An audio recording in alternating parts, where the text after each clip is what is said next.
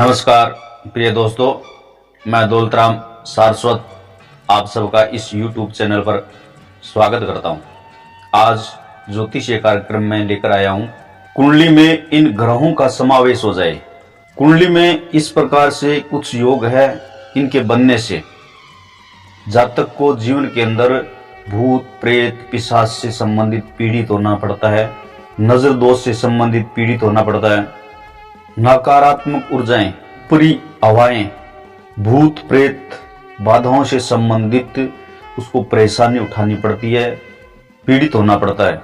कुंडली के अंदर ऐसे कौन से ग्रह है जो एक दूसरे के साथ बैठने से इस प्रकार की स्थिति पैदा करते हैं? कौन सा ग्रह किस भाव में बैठा है, किसके साथ में बैठा है, किसकी युक्ति है जिससे इस प्रकार से योग का निर्माण हो जाता है, और इनका उपाय क्या है जानेंगे।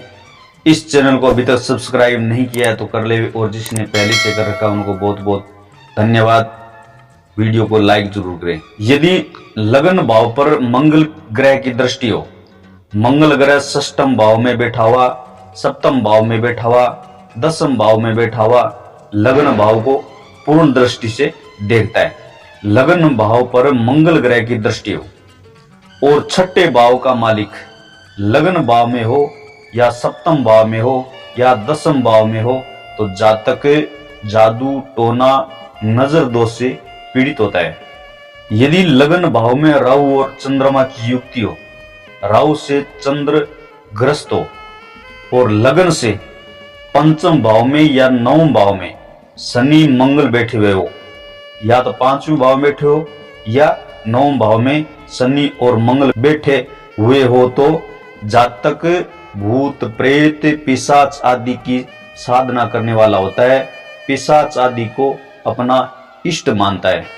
तीसरा योग इस प्रकार से बनता है, यदि लगन भाव का मालिक मंगल ग्रह लगन में बैठा हो या चतुर्थ भाव में बैठा हो या सप्तम भाव में या दसम भाव में हो, मतलब केंद्र भाव में कहीं भी बैठा हो, और षष्ठम भाव का मालिक लगन में हो तो जातक जादू टोना चौराहे की चपेट में आकर पीड़ित होता है। जादू टोने से संबंधित वो इंसान पीड़ित होता है।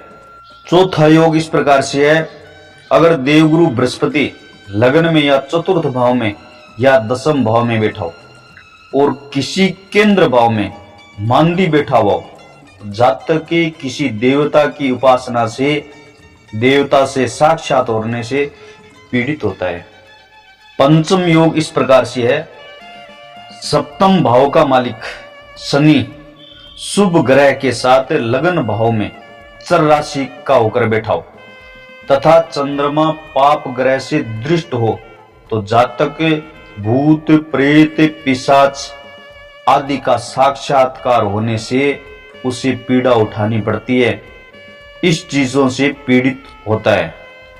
यदि लगन में राहु और शनि की युक्ति हो तो उसे भूत प्रेत पिशाच बाधा आएगी, उसको इन चीजों से संबंधित पीड़ा उठानी पड़ेगी। राहु और शनि की युक्ति किसी भी भाव में हो तो इसे प्रेत श्रापित योग बोलते हैं।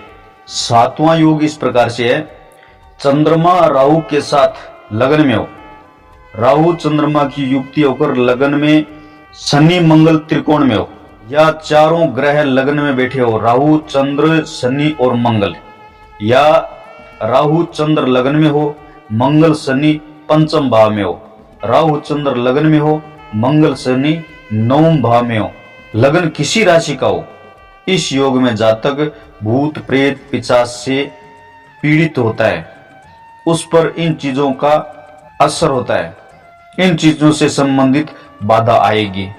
और इसका निवारण क्या है?